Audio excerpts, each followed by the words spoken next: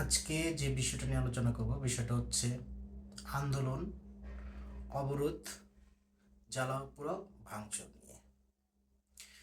মহাসড়কে রাজপথে যে আন্দোলন অবরোধগুলো হচ্ছে, এখন বর্তমানে দেখা যাচ্ছে কয়েকদিনের মধ্যে যে আন্দোলনগুলো হচ্ছে সেগুলো হচ্ছে যারা গার্মেন্টস শ্রমিক তারা আন্দোলন করছেন।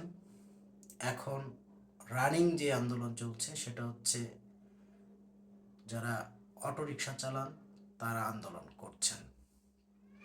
বিষয়টা হচ্ছে যে আন্দোলনগুলোই হচ্ছে রাজপথে, পাশাপাশি ছাত্রদেরও আন্দোলন হচ্ছে ভিন্ন ভিন্নভাবে। তারা বিশ্ববিদ্যালয় নিয়ে তারা আন্দোলন করছেন।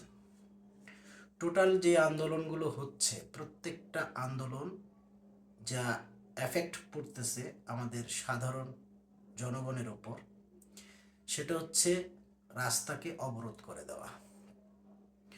প্রতিটা আন্দোলন দাবি আদায় যারাই করার জন্য দাবি তুলছেন তারাই রাজপথে নামছেন। রাজপথে নেমে সেই আন্দোলনকারী যারাই হচ্ছেন না কেন, ছাত্র বলেন আর দিনমজুর বলেন আর শ্রমিক বলেন, গার্মেন্টস শ্রমিক বলেন, প্রত্যেকেই যে আন্দোলন করছেন তারা তাদের যুক্তি নিয়ে আন্দোলন করছেন, তারা তাদের দাবি নিয়ে আন্দোলন করছেন। প্রশ্ন হচ্ছে এই আন্দোলনগুলোতে ক্ষতিগ্রস্ত হচ্ছেন কারা? ক্ষতিগ্রস্ত হচ্ছি আমরাই, আমাদেরই ক্ষতিগ্রস্ত আমরাই এবং আমাদেরই। কিভাবে? রিসেন্টলি একটি আন্দোলন দেখতে পারলাম, সেটা হচ্ছে মহাখালীতে তিতুমির কলেজের ছাত্ররা আন্দোলন করছেন। তারা রেলপথ অবরোধ করে দিয়েছেন। এক পর্যায়ে তারা রেলের উপর, ট্রেনের উপর তারা পাকড়াও করেছেন, ইট পাটকেল তারা মেরেছেন। এখন এই যে তারা ইট পাটকেল মেরেছেন, সেখানে আহত হয়েছেন কারা? সেখানে আহত হয়েছেন সাধারণ যাত্রী যারা ছিলেন তারা। তাহলে এই ক্ষতি আমাদেরই ক্ষতি হচ্ছে। আচ্ছা, আজকে এখন বর্তমানে আমি যখন কথা বলছি, এখন এই মুহূর্তে চলছে কি অটোরিকশা আন্দোলন। এখন এই যে কয়েকটা আন্দোলনের পর আন্দোলন চলছে, প্রত্যেকটা আন্দোলনেই ক্ষতিগ্রস্ত হচ্ছি আমরা সাধারণ, আমরাই নিম্নবিত্ত আমরা যারা আছি আমরাই ক্ষতিগ্রস্ত হচ্ছি। মূলত এই যে ক্ষতিগ্রস্ত হচ্ছি, আমাদের সমাজে কয়েক লক্ষ সমস্যা আছে, যে সমস্যাগুলো ডে বাই ডে দূর করতে হবে। এবং বর্তমানে যে পরিস্থিতি চলছে, গণতান্ত্রিক প্রক্রিয়া মাধ্যমে একটি সরকার যদি গঠন হয়, তখন তারা কি করবেন, তাদের কাজ কি? তখন তারা এই যত মানুষের দাবি দাওয়া থাকবে তারা সেই দাবি দাওয়াগুলো পূরণ করার চেষ্টা করবেন। যেই দাবিগুলো যৌক্তিক সেইগুলো তারা পূরণ করার চেষ্টা করবেন।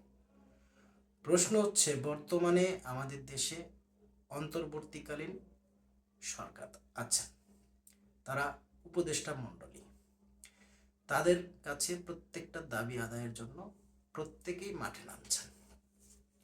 এখন আপাতত রাজনৈতিক দলগুলোকে মাঠে দেখা যাচ্ছে না। কেন তারা মাঠে নামছেন না? তাদেরকে সরকার যারা আছেন তারা একটি বার্তা দিয়েছেন যে অচিরেই নির্বাচন হচ্ছে, এজন্য তারা মাঠে নামছেন না।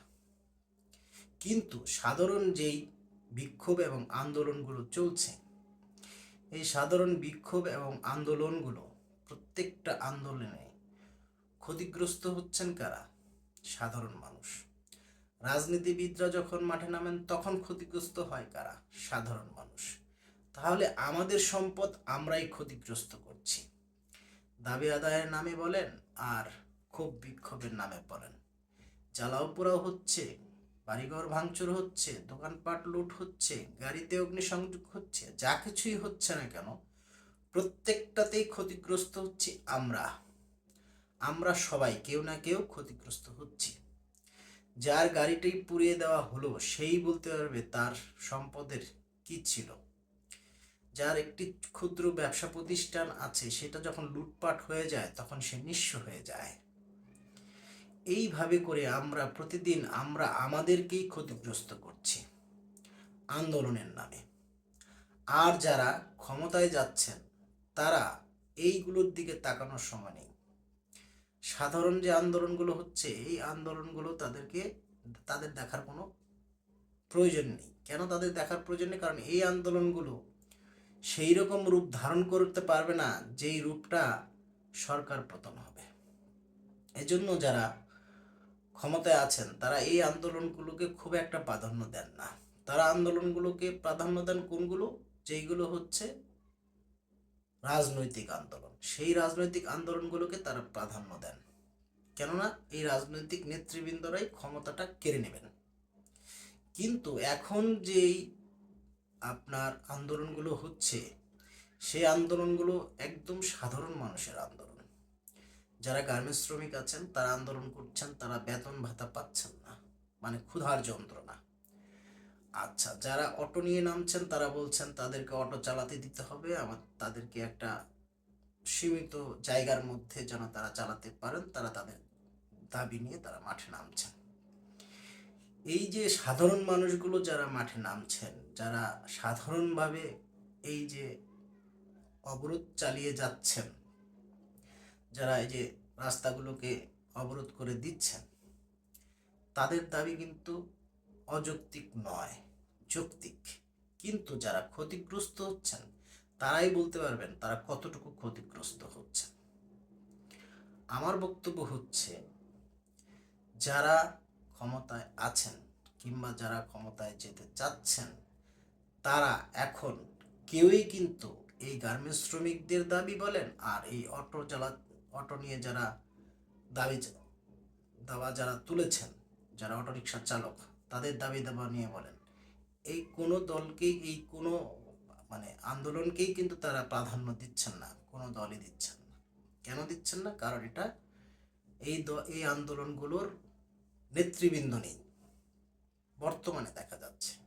কিন্তু হয়তোবা কিছুদিনের মধ্যে আমরা দেখতে পারবো যে রাজনৈতিক দলগুলো এই আন্দোলনগুলোকে তাদের নিয়ন্ত্রণে নেওয়ার জন্য তারা কাজ করছে। তারা তাদের নিয়ন্ত্রণে নিয়েই নেবেন। কেন নিয়ে নেবেন? কারণ আন্দোলন না হলে তারা ক্ষমতায় যেতে পারবেন না। হয়তোবা আপাতত তারা চুপচাপ আছেন, কিন্তু তারা চুপচাপ বেশি দিন থাকবেন না। এখন তাদের যেই মিলমিশ দেখা যাচ্ছে, হয়তোবা এই মিলমিশটা খুব একটা দিন টিকবে না।